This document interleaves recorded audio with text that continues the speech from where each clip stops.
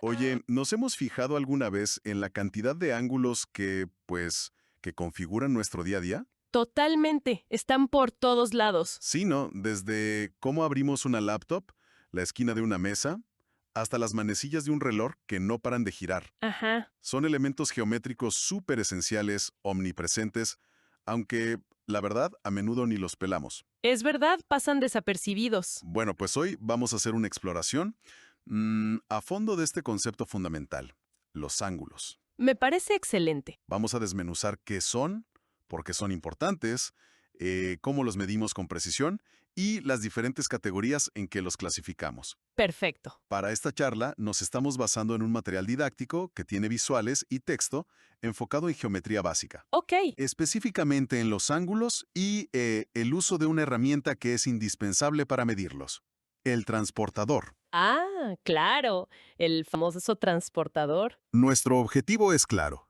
entender bien qué es un ángulo, por qué medirlo es crucial y cómo clasificarlo. Y bueno, también familiarizarnos con el transportador, ¿no? Sí, fundamental. Así que, entremos en materia. Empecemos por lo más básico. ¿Qué define a un ángulo? ¿Qué es exactamente? Mira, en esencia, un ángulo es la figura geométrica que se forma por dos semirrectas. A estas les llamamos lados. Lados, ¿ok? Y estos lados comparten un punto final común, que es el vértice. El vértice. Exacto. Y lo que medimos es la abertura, o si quieres verlo así, el giro entre esos dos lados. Ah, ok. Visualmente, pues es ese espacio que queda entre las dos líneas que parten del mismo punto. De acuerdo. La abertura. Pero, ¿cómo cuantificamos esa abertura? El material habla de grados. ¿Por qué grados? ¿Y por qué 360 en un círculo completo? ¿Hay alguna razón histórica o matemática para ese número?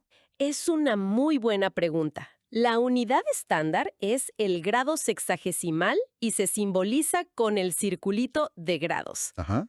La elección del 360, fíjate, se remonta a los antiguos babilonios, probablemente por su sistema numérico, que era de base 60, y también chance por su relación con la astronomía. Ah, mira. Sí, porque son cerca de los 365 días del año, ¿no? Y matemáticamente, el 360 es un número súper conveniente, ¿Por qué? porque tiene muchísimos divisores, 24, y eso facilita mucho trabajar con fracciones de un círculo. Ah, claro. Imagínate que divides una circunferencia completa en 360 arcos igualitos. Si trazas líneas desde el centro hasta los extremos de uno de esos arquitos, Sí. el ángulo que se forma en el centro mide exactamente un grado.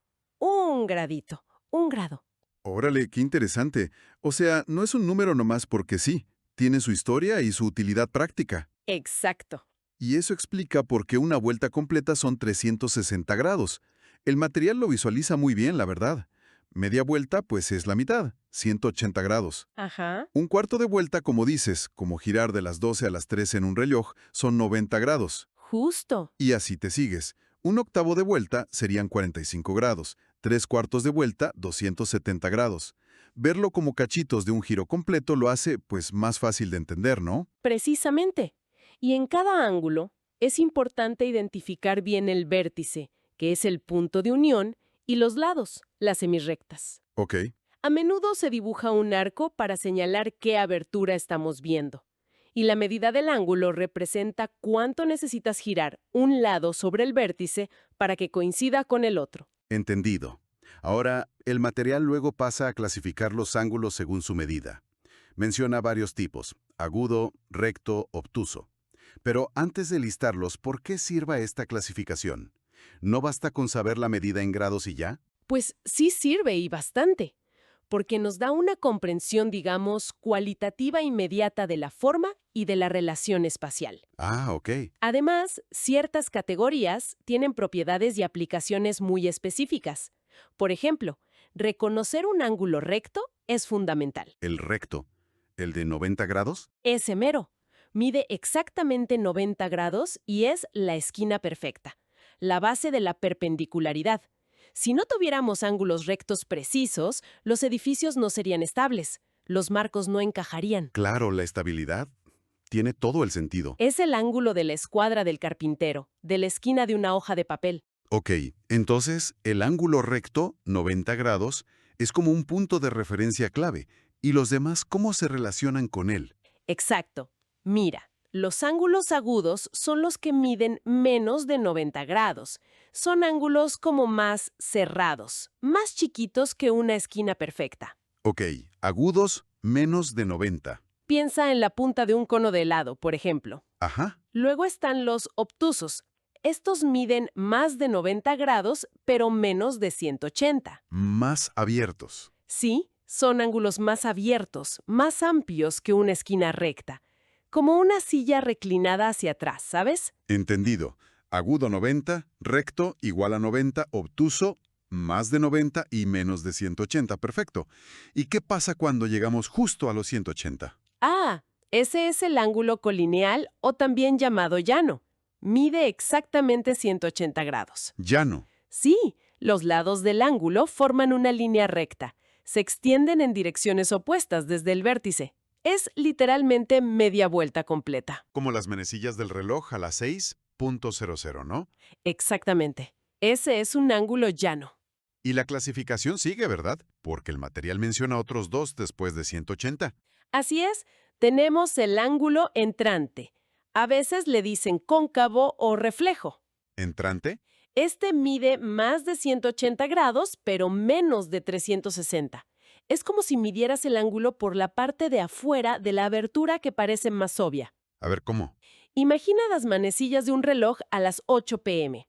El ángulo chiquito entre ellas es obtuso, ¿cierto? Sí. Bueno, pues el ángulo grandoque, el que va por fuera, ese es el entrante. Ah, ya entendí. La vuelta larga, digamos. Algo así. Y finalmente, pues el círculo completo. El ángulo de circunferencia o completo mide exactamente 360 grados. Es el giro total cuando regresas al punto de partida. Ok. Ya con eso cubrimos todas las posibilidades de giro. Pero a ver, si tengo un ángulo dibujado en un papel, o necesito hacer uno con una medida específica para un diseño, ¿cómo le hago con precisión? ¿No puedo solo calcularle al tanteo si es agudo u obtuso? Claro que no. Ahí es donde entra la herramienta que mencionamos, el transportador. Correcto. El transportador es justo el instrumento diseñado para eso, para medir y dibujar ángulos en grados. Y aunque parece muy simple, usarlo bien requiere seguir unos pasitos para asegurar la precisión. El material lo detalla bien. A ver, ¿cuáles son esos pasos? Primero, identificar el centro del transportador. Generalmente es un puntito o una cruz en medio de su borde recto. ¿Ok? ¿El centro? Segundo, colocar ese centro exactamente sobre el vértice del ángulo que quieres medir, justo encima. Vértice con centro. Ajá. Tercero, alinear uno de los lados del ángulo con la línea base del transportador, la que marca 0 grados. Pero ojo aquí, ¿Qué pasa? la mayoría de los transportadores tienen dos escalas, ¿has visto? Van de 0 grados a 180 grados, una en cada dirección. Tienes que fijarte bien y usar la escala que empieza en 0 grados justo sobre el lado que alineaste. Ah, ok, sí. Hay que escoger la escala correcta. Exacto. Y cuarto, ya nada más lees en esa misma escala el número por donde pasa el segundo lado del ángulo. Esa es tu medida en grados. Y el material daba un tip muy bueno. Si los lados del ángulo son muy cortos y no llegan bien a la escala, pues los puedes alargar con una regla. Claro, eso no cambia para nada la medida del ángulo, solo te ayuda a leer mejor. Parece sencillo, pero sí requiere, pues, cuidado, ¿no? Para alinear todo bien. 107 y también al revés, cómo dibujar un ángulo específico. Cierto, sí lo vi. Por ejemplo, si necesitas uno de 70 grados, pones tu vértice, trazas un lado alineado con el 0 grado, buscas la marca de 70 grados en la escala correcta, pones un puntito ahí y luego unes el vértice con ese punto. Listo. Esto me hace pensar en aplicaciones. Pues, más reales, ¿no? Más allá de la clase de geometría, ¿dónde usamos esta precisión con los ángulos todo el tiempo? El material menciona el reloj, que es un súper ejemplo. El reloj analógico es una aplicación padrísima y de todos los días. Las manecillas se la pasan haciendo movimientos angulares. Claro. Por ejemplo, el material te pone a calcular los grados que recorre el minutero, la manecilla grande, al moverse del número 11 al 2. A ver.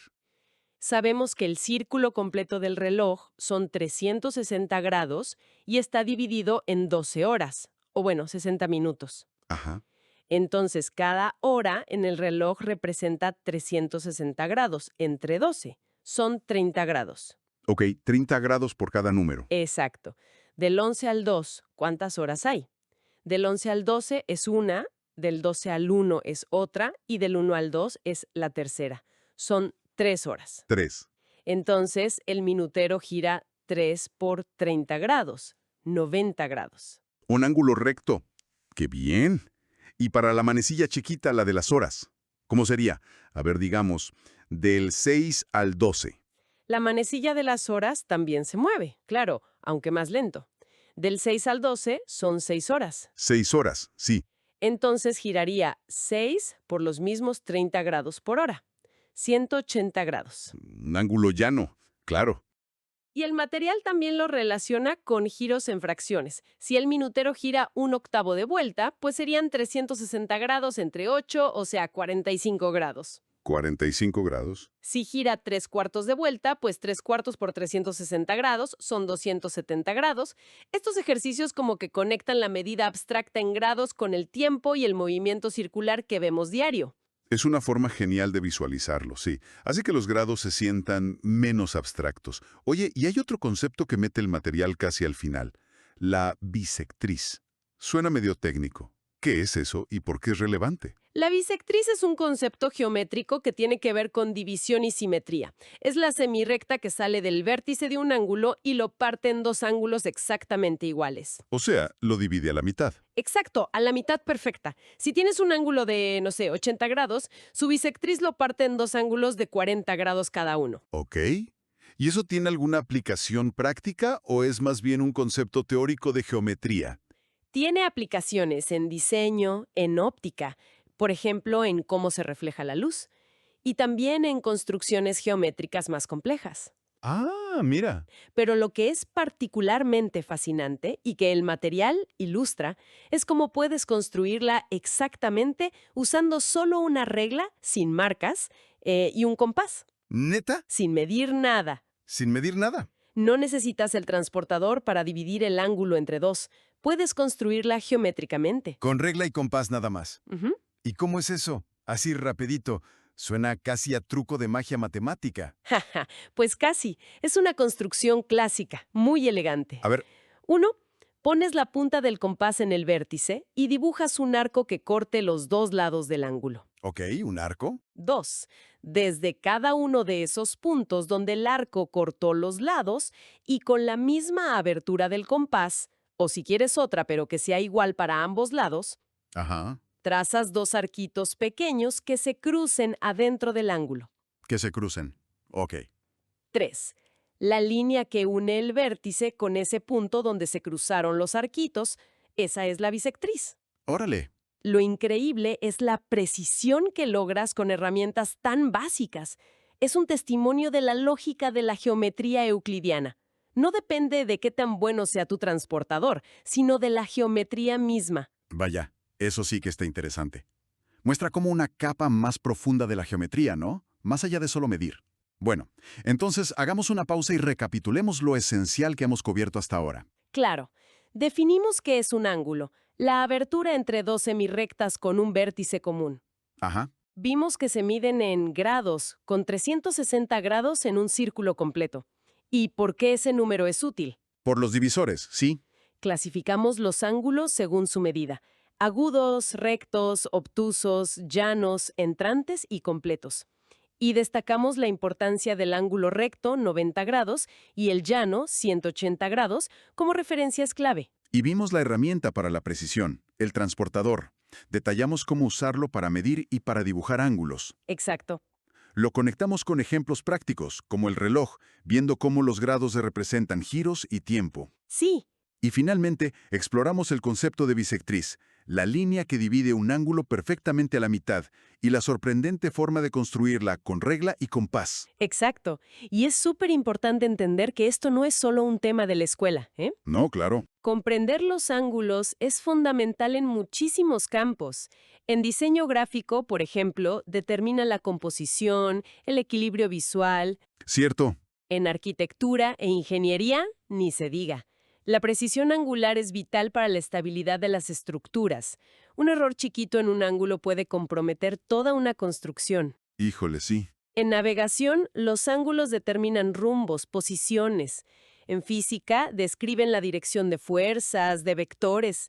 Hasta en los deportes, como el billar o el golf, entender los ángulos de impacto y rebote es clave. Es verdad. Están como implícitos en cómo interactuamos con el mundo físico y cómo lo construimos. El material nos dio las herramientas para entender, medir y clasificar estas aberturas individuales.